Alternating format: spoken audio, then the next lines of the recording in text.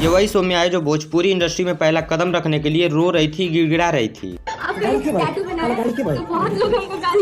तब कहती थी खेसारी सर से पूछल चाहत बानी का हमरो भोजपुरी इंडस्ट्री में मौका मिली।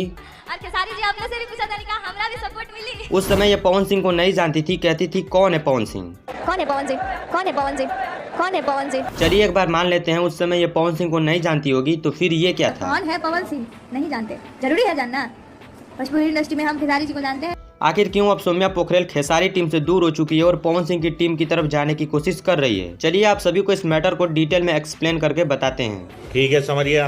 इसकी कहानी की शुरुआत होती है टैटू से और जैसे तैसे करके यह बात पहुंच जाती है खेसारी लाल यादव के पास। तब खेसारी लाल यादव स्टेज पे ऐलान करते हैं, कहते हैं नहीं सौम्या पोखरेल मेरी बहुत बड़ी फैन है, इसको मेरे साथ काम करने का मौका मिलना चाहिए। इसके साथ क्या करूं बताओ तुम लोग?